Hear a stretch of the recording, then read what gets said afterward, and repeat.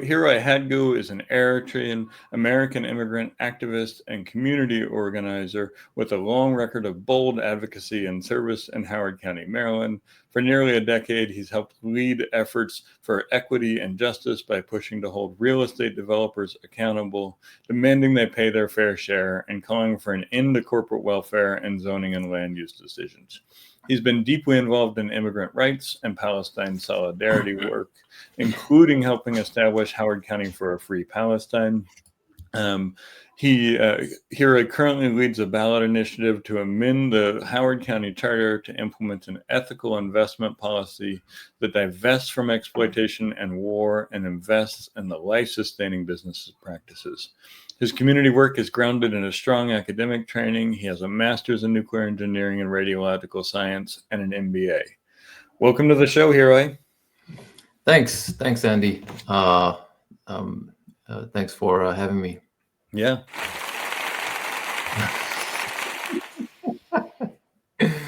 All right, so let's get started with talking about the work that you're doing. Can you tell us about Howard County for Human Dignity and the work on an ethical investment charter amendment?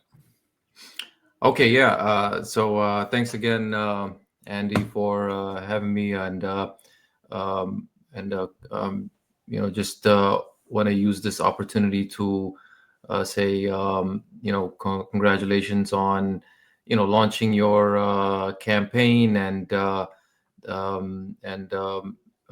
wishing you success, over the next few months, as you talk to voters. And so yeah, thanks for having me on this platform. And so the Howard County for Human Dignity, as you mentioned, and during the in the bio, is to the purpose is to amend the county charter, the Howard County's constitution, and what it would do would be to restrict taxpayer dollars from being invested in what I would consider the war economy: weapons, guns, fossil fuel, private prisons, detention centers, any entities that are engaged in facilitating illegal military occupation, human rights abuses, and those kinds of entities. And instead, what it would require is that to invest our taxpayer dollars on entities that profit from life-sustaining business practices, non-exploitative ways of making money, and strengthening labor, just addressing the needs of the working class. Excellent. And how can you tell us a little bit about how the charter amendment process works and how you decided to use the charter amendment for this? The idea for the charter amendment actually came from seeing what a group in Pittsburgh was doing. We've tried. Howard County is majority, supermajority Democrat in the county council. We have a Democrat in the county executive's office as well. However, we only have one council member who has spoken out against the genocide in Gaza, who has been vocal on those issues, and besides that, the other council members, at least two of the Democrats, are definitely beholden to the real estate developers and just generally the establishment, the Democratic Party, which so is they're not going to do it, right? They're not ethical investments. So they're not going to do it. So the fact that after seeing what they were doing in Pittsburgh, it gave us an idea to do something like that here, and so that's that was the that we got the idea to do that, and looked through the process. Looked at the county's charter in terms of what is needed, collecting signatures, and of course, talking to you, got a lot of input from you based on the Green Party's experience in collecting signatures and getting on the ballot, gaining ballot access. Of course, that's statewide, but a lot of that is also applicable at the county level. So we knew that we. Yeah. Can you talk to us about how that works a little bit? How do you get this charter investment for ethical investment on the Howard County ballot? The county charter says that you have to collect a minimum of 10,000 valid signatures from Howard County voters in order for the issue to be for a charter amendment to be on the ballot. And so if you're successful in getting the 10,000 signatures, then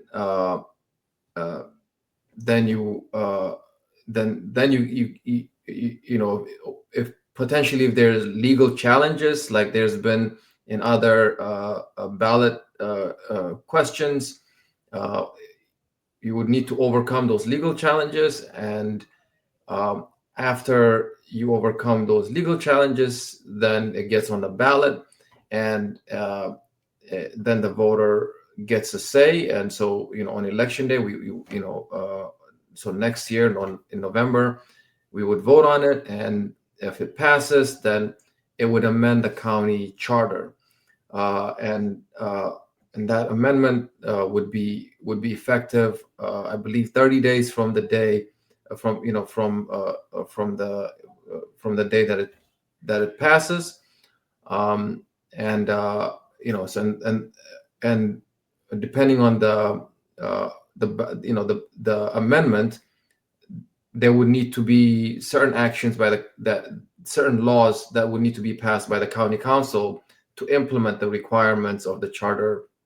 Amendment.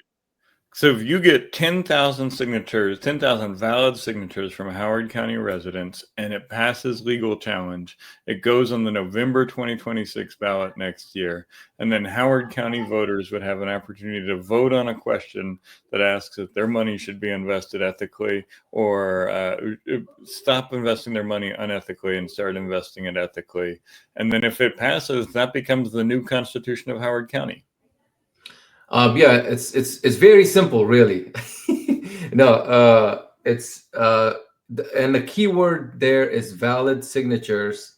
As based on our interaction, Andy, you mentioned there's a decent number of invalidation rate based on how the signatures are provided by the voter.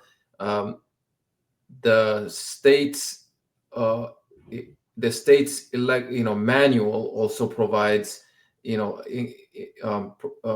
shows that there are a lot of pitfalls in terms of how the signatures are provided. So if you put your signature in the wrong line, then then it's invalidated. And if you don't put a date of signature, it's invalidated.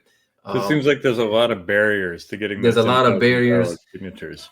Yeah, and so because of the invalidation rate, we would need to collect significantly more signatures to overcome that. And so our goal is to collect 20,000 signatures from Howard County voters.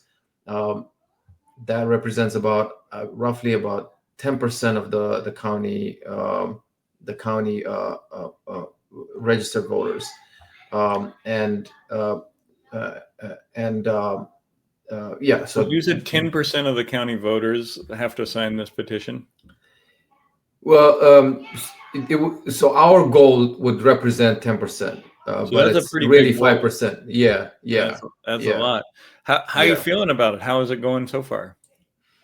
Um, I think we've I feel good.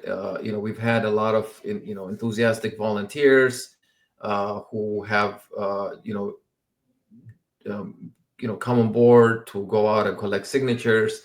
Our goal is to collect to get 200 volunteers to collect 100 signatures each. And so the 20,000 is a large number, but the 100 signatures per volunteer is an achievable number for that volunteer. And so we are slowly building and getting the number of volunteers. Many of these people have not gone out and collected signatures before, so we're including me. So I learned, this is something that I started learning after starting this campaign. And so we're getting people who are otherwise not engaged in this kind of process to be engaged. And so it's pretty good.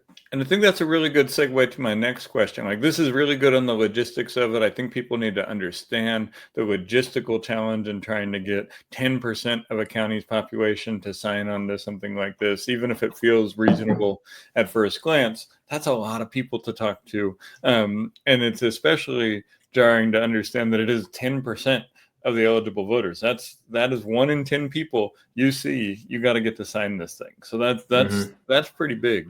But let's zoom out a little bit and talk about grassroots power in Maryland. What have you learned about building grassroots power in Maryland and in Howard County through this campaign that we should talk about?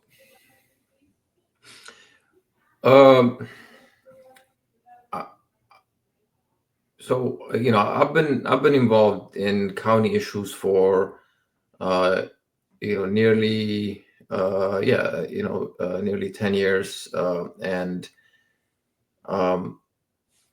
to start with, the people who are most likely to be involved in community organizing are people with economic means and economic and political power. And so the people who actually and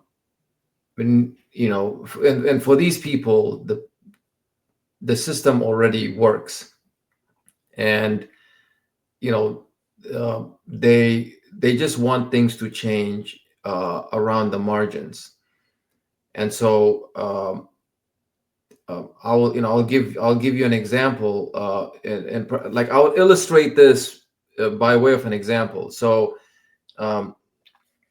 in Howard County, the groups that are involved in mostly this immigration action in Howard County, to advocate on behalf of undocumented immigrants. Again, many of them are majority are white, majority are people with economic means, and so when faced with a need to make some fundamental changes that would require them to go up against the power structure, they're not going to do that.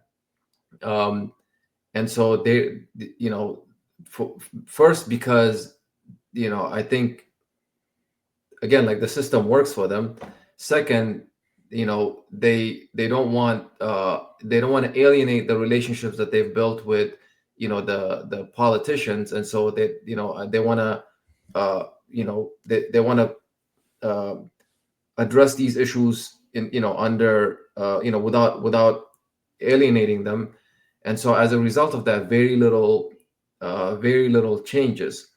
And so there's that one, and so as a result of that, now as we as we're seeing ICE go out into communities and terrorize them, you don't see we see the bare minimum ask of ending 287G in the in Maryland, supermajority Democrat county, for the most part, many of the counties supermajority Democrat. The state is supermajority Democrat legislature.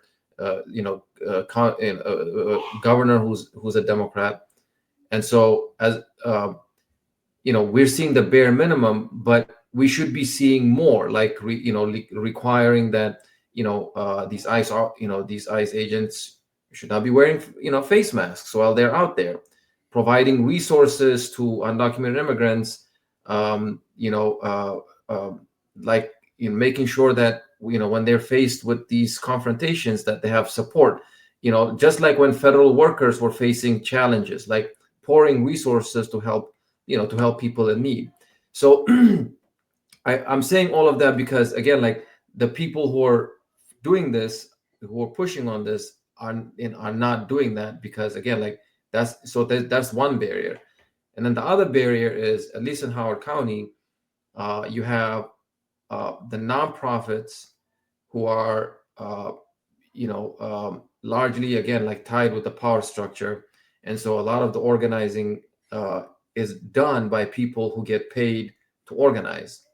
And so if you're if you're someone who is like doing this to just uh, To get a without getting paycheck. paid, to get a paycheck, then like, again, like you face the same issues of don't want to mess up relationships, don't want to mess up your paycheck, but the other thing is you end up absorbing the energy of from people who want to contribute but without getting paid, and so And those people really end up becoming a gatekeeper for people's energy as it is directed at advocacy, because somebody might say, I want to go to the county council and say this to this person. And that person who's paid by somebody who's connected to that person is going to say, oh, maybe not. Like, yep. Yeah, exactly. And related to the nonprofits, you have a lot of the faith-based institutions. The same thing. There's a lot of there's decades and decades of entanglement with with the power structure, with the democratic power structure, and so my experience has been it's not the easiest to build and like a truly to organize for for radical demands, radical changes that would benefit, that would provide immediate material change, impact for people who need it under that environment. And so if you're and so you have to compromise a lot of your sort of principles and what you stand for, if in order to like basically put yourself in in one of the three categories that I mentioned, if you if you want to operate, and which is not something that I'm okay with. So yeah, I don't know if that answers your question. No, it does. I mean, that explains like why it's hard and why you aren't choosing to do the traditional path. But I guess that leads to the question, like you're doing this outside of that, you're trying to lead a people-powered movement to challenge that existing power structure and that existing two-party system. What role do you see for movements like this in that context? How do you see this type of movement changing that or challenging it?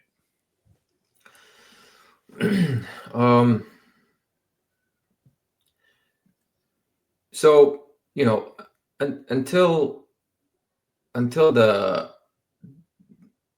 until October 2023, even though I viewed the Democratic Party with a lot of skepticism, and disappointment, based because of the fact that it exploits uh, you know, race, gender, or, you know, like other issues for, you know, corporate needs, uh, um, and, you know, to rile people up without actually providing, you know, for the people that need it. Um, I thought maybe, you know, there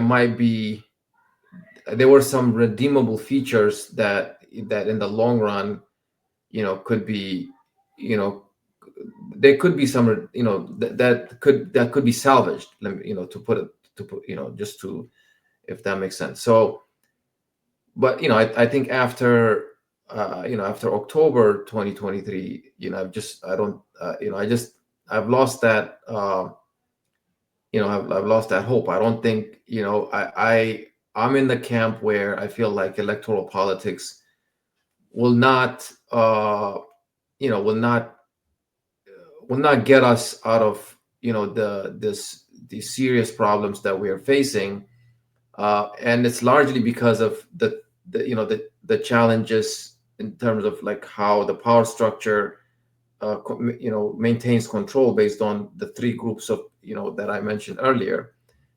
And so, um, you know, you know, because of that, I think, uh, uh, yeah, so I think electoral politics, you know, there's a lot of challenges there that I, you know, I don't think, you know, it's gonna get us out of the mess.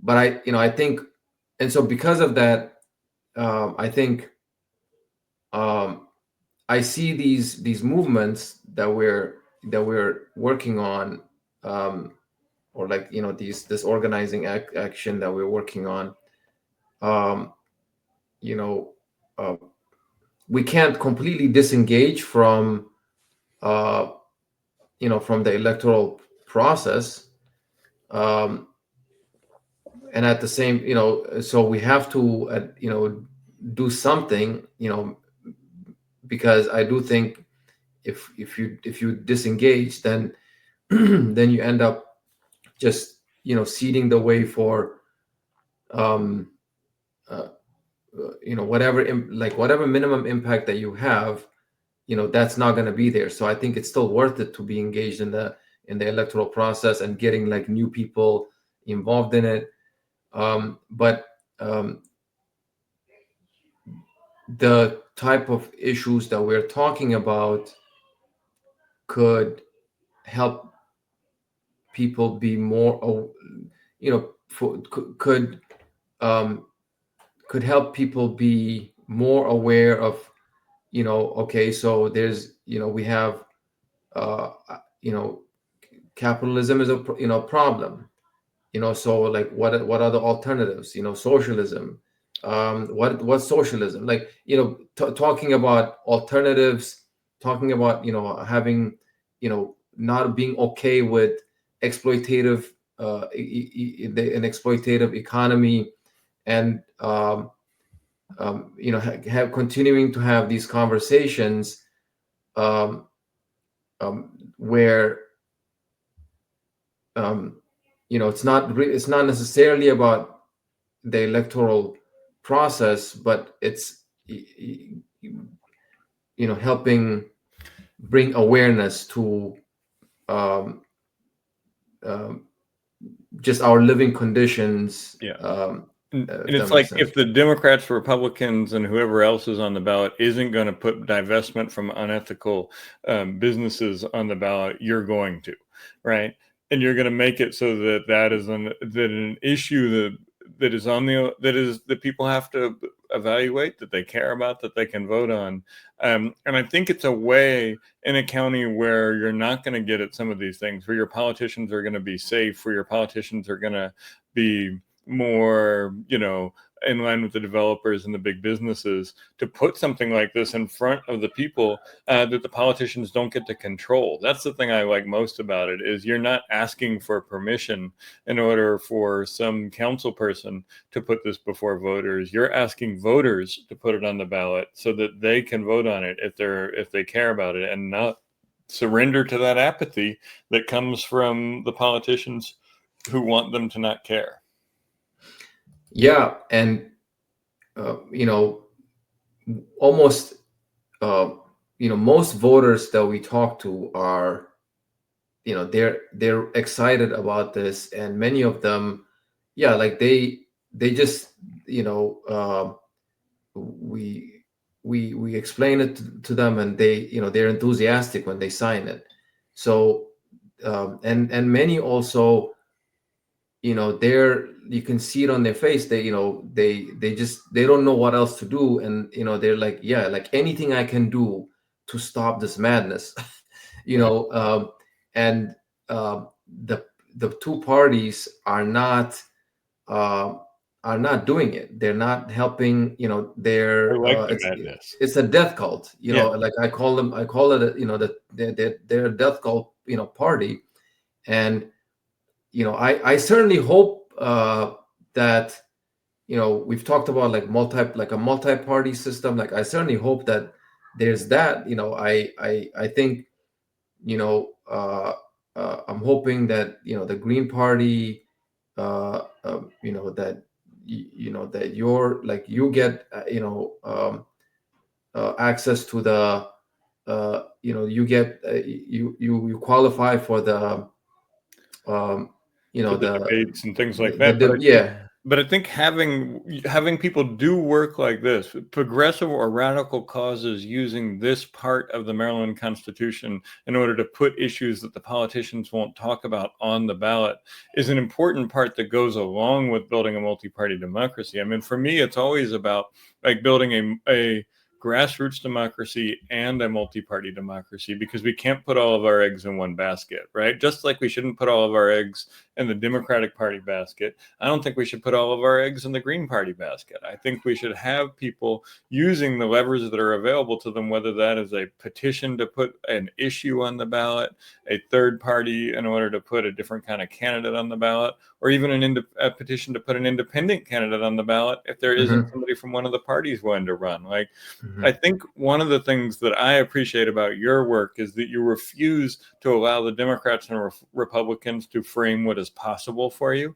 And you say, like, if you all aren't going to take this issue seriously, we're just going to go directly to the people. And I think there's something really important about building the capacity to go around them, to ignore the electeds that we have right now, and instead to go directly to the people. I think there's a comment in the chat about it's hard to raise issues like this in these places, and it is. But I think what you're finding is that when you're going straight to the people are receptive, as long as you're not trying to have it be mediated by politicians, advocacy Yeah. organizations, and faith institutions. Yeah. I think, people should realize that uh, our institutions, are failing. Like they've failed us. And I think, right before this, I saw like this post on social media that the Howard County executive, Calvin Ball, he's introducing a bold plan to end homelessness by 2030. Is For it like it's AI? a Is that what he's going to do? right, like it's a 5-year plan. And and you look at that and you're like, okay, so this he's been in office, by next year he would have been a county executive for 8 years. And that would be his last year. And you know less than a year before his term ends, he's introducing a bold action to end homelessness. you know and Yeah, I so, mean, like, it's interesting. Like before you came, I was doing a segment about how I did two segments. One was about how we're going to have massive austerity budgeting this year, and we need to look out for that, right? And I think it's fascinating that like in Calvin Ball's last year, he's finally addressing homelessness in a county that prides itself on taking care of everybody, on being civil, on a lot of those things. And it's like Wes Moore going into an election is going to tell us that he has to cut public education funding in order to save public education funding. And like these things, and he's also announced a deal with Claude to take, government jobs. He doesn't say that, but I say that. it's insane. Yeah. It's and the people, and the thing is, like, the people, the majority, the electorate, like that has the power, the economic and political power, still views them as, good, good politicians, good leaders with, with great vision, and that they're delivering. And but you look at the record, and it's um you have uh, the Howard County schools are, like the especially the schools where, majority Black and brown children attend. They decline. They continue to decline. They're still building trailers in the schools, that are a danger, like to public safety. In the event of, like, like a threat. Um, and just generally a threat to public health also. Teachers are still not getting, like there's, the class sizes are still going up.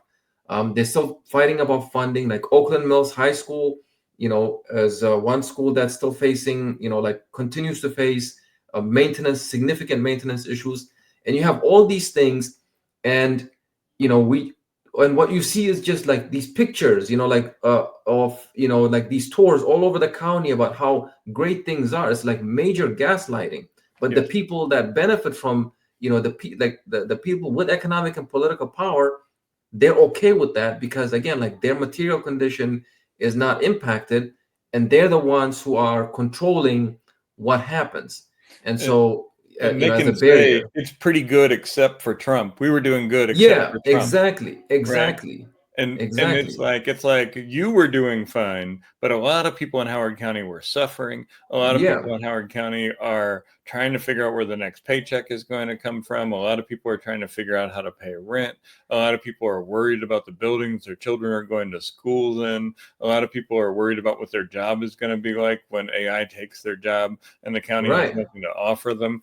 And meanwhile, you got a county that is making all these deals with these unethical companies in order to, I guess, help pave the way for those politicians to have more advances Yeah, in their career or something. But it is like, yeah. what are the people of Howard County getting from the unethical investments that Howard County has right now? And I think most people in Howard County who aren't one of those folks who's benefiting from the status quo would say not very much. Well, like uh, some we've talked to voters, a few voters who said, like, well, if we stop investing in weapons, aren't we, or like these, like like the bad companies, like, aren't we gonna make less money? And uh, the thing is, every time there's a recession or like a major economic fallout, we, the taxpayer, end up bailing these corporations after the fallout. So we have, like, right now the tech bubble, or like the AI bubble. And like the AI executives are already talking about, like the government being the backstop to, for their failures. And so, like, you know actually, the reality is, like, we are investing our taxpayer dollars on these horrible companies, where, that are, whose products are being used to kill children, or, to exploit,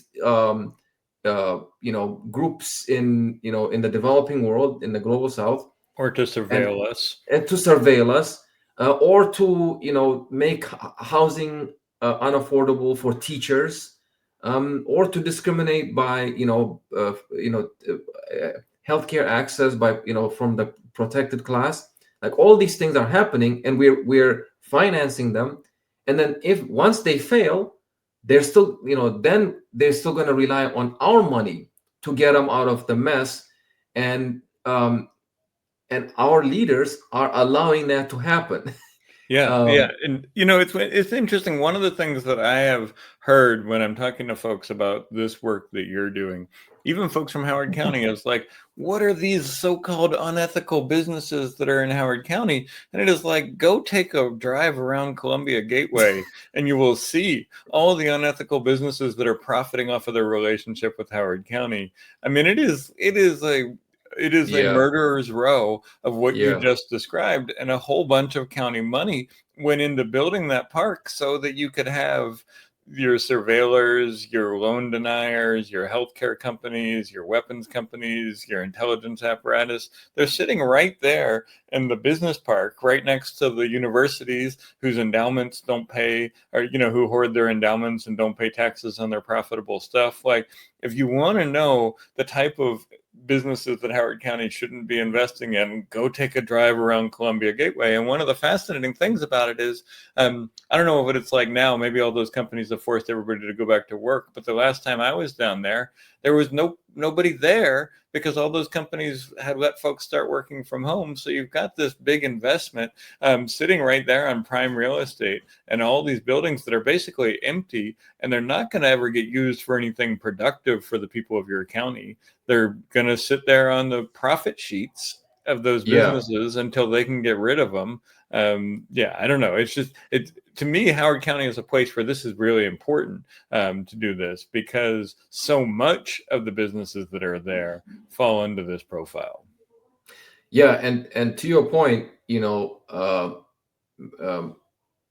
of the biggest unethical, investments in the county is real estate developers, and you have Howard Hughes Corporation that has taken hundreds of millions of dollars from taxpayer dollars through tax increment financing, or favorable land use and zoning entitlements, that last decades, uh, and allowances in terms of density allowances in exchange for quote unquote providing affordable housing. That So to date, only 52 have been provided by Howard Hughes Corporation out of the thousands that it has built. And so for like Columbia Gateway could be potentially a place where you could provide more housing. Right. You could provide like more schools. You could provide all these things, but unfortunately, what's going to happen is is a developer that's well connected, is going to get the ability to build in an unmitigated way that would ultimately have an adverse impact on the infrastructure, that will lead to the taxpayer paying more, and on the back end, by with taxes going up, to allow the developer to build and profit from the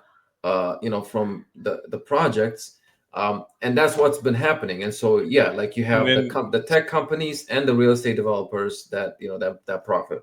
and the private equity, the venture capital, the tech Yeah. companies, the real estate, and the universities that don't pay any taxes on their Yep. for-profit activities are benefiting. And you know who else is benefiting is the Democratic Party politicians who are going to Yep. facilitate those deals and then use the donations they get from those folks in order to push themselves into the next level of office where they can further enrich themselves and screw over the taxpayers.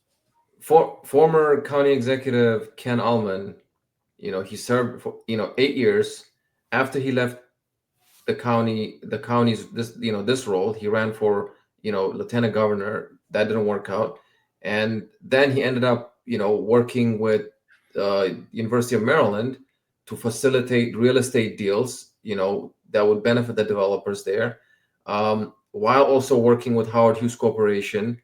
um, I wrote about the some, it's called Beware the Ross Project. People want to take a look at that, a project that he started with Howard Hughes Corporation to take over the Columbia Association, to allow them to get to allow Howard Hughes to get you know uh, uh, certain easements, profitable land access. And so that's what's so to your point, like this is what they do after they leave office. and then he served as a the Maryland Democratic Party as the chair for a couple of years, and that's That's a cycle, right? that's the cycle, yeah. Yep.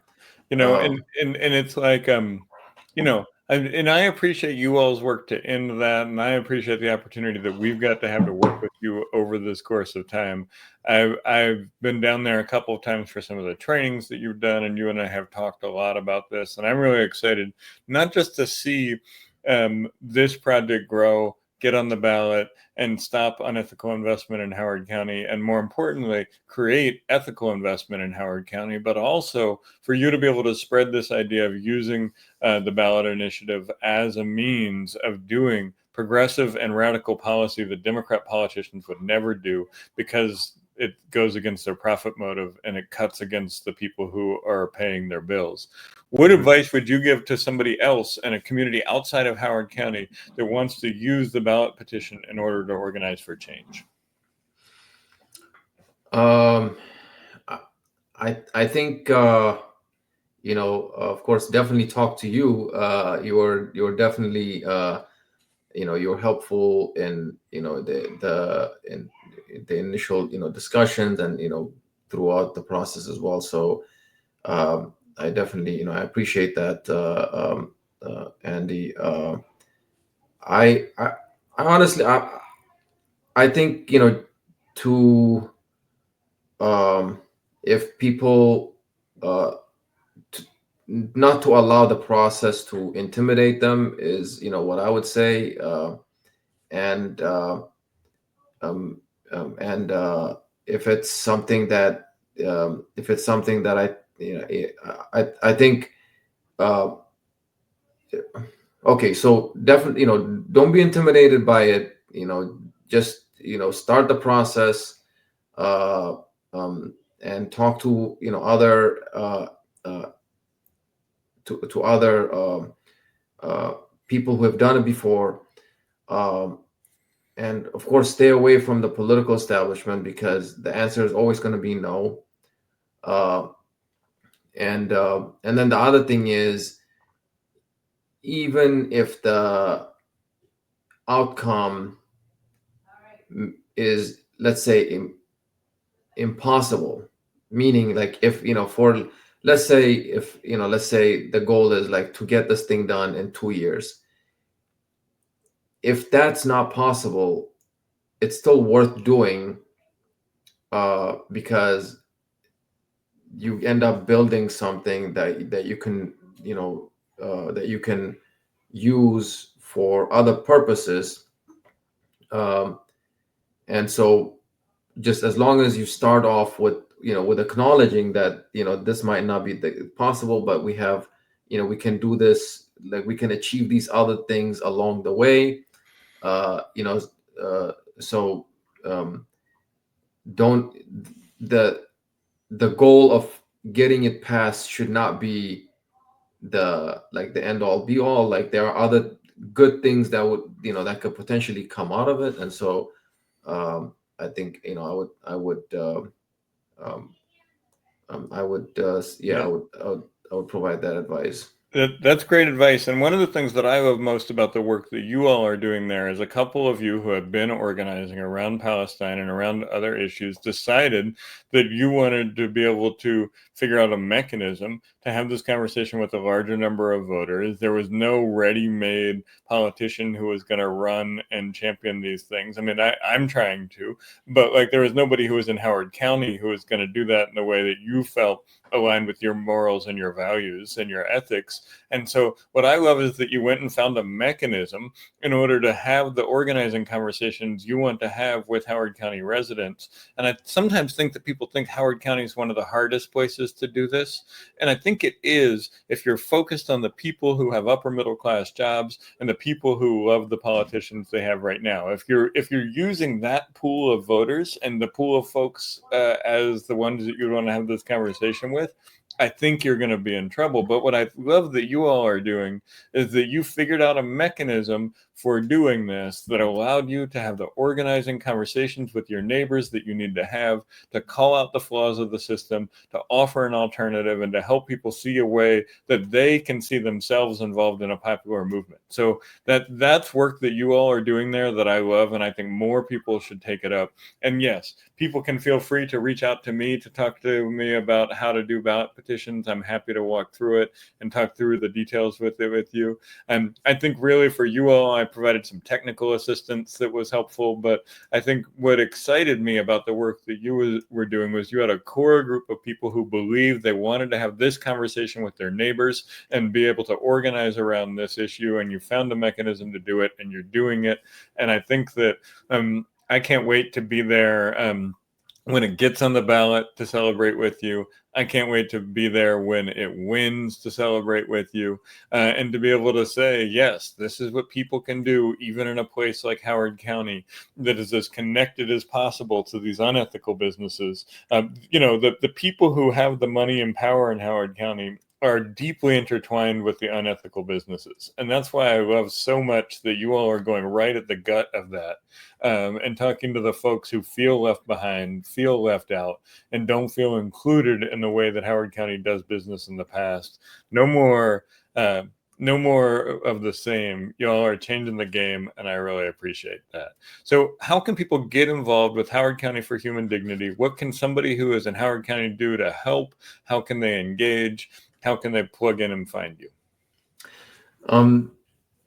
So as I see you have the website there, hocoforhumandignity.org. There's a volunteer link there that they can access and fill out the form, and we would get back to them. We have our Instagram. It's at Hoco for Human Dignity. The number 4 again. That they can reach us out there. Again, our goal is to get 200 volunteers to collect 100 signatures each. I think some people will collect more, some people will collect less. So even if you want to do like 10 signatures, 15 signatures, that's 2 or 3 forms. It's very easy. We train people on how to do it. And then there are other things, like related to just like the campaign operation that people want, if they wanted to get involved, we would be happy to plug them in. Please, reach out to us. And just also wanted to, applaud you, Andy, for the vision that you have, with for the next year. I think what you're doing requires patience, requires long-term thinking, and just the willingness to implement something based on that long-term thinking, and the patience to do that. I think is commendable. And what I like about you is your the pragmatism to be willing to work with. It doesn't have to be a green. It could be anyone, as long as you share values in terms of achieving common goal. And so I think that's a good trait. So I appreciate that. And looking forward to doing more good work together. Yeah, no, me too. Thank you so much. I really appreciate that. Thank you. It's nice to hear the praise sometimes, and the thanks sometimes. Sometimes this is a thankless thing, but sometimes it's a very fulfilling thing, because look, We may not get there. You and I may never see this just, peaceful, democratic, and ecologically sound world that we want. But for generations, people have worked to build things that they don't get to see the full benefits of. That is how we struggle in this world. That is how we struggle against 500 years of racial, global racial empire. And I think you mentioned patience in it, and I think your approach demonstrates a patience as well, right? Like there becomes this revolutionary patience, I think, once you realize that the system that we have is fundamentally broken and that we need to fix it in the long term, instead of going for the short fix of figuring out which Democrat in the primary is more likely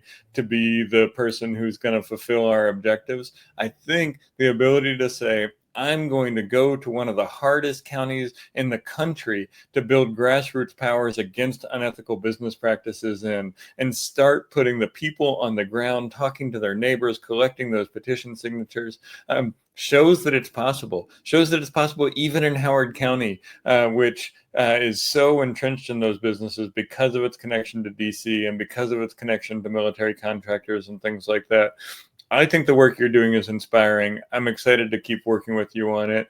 And after you win this one and we have the governor's race happen, I'm looking forward to the next thing we can do together, because I feel like there's an understanding. Once you have that clarity that this system is not going to save us and that no small tweak in who is sitting in some council seat is going to make the difference, I think it becomes a lot easier to understand what our politics do need to be, how we do need to focus, how we need to build alternative forms of power that are based in people, not in politicians. And I love that you're doing that work, and I look forward to continue doing it with you. And, I'd love to have you come back on as this thing goes forward. I'd also love to have you talk about something that isn't just this project. Like, it's a little bit in the weeds to get in here and talk about petition signatures and validations and those type of things. I appreciate you breaking it down for folks tonight.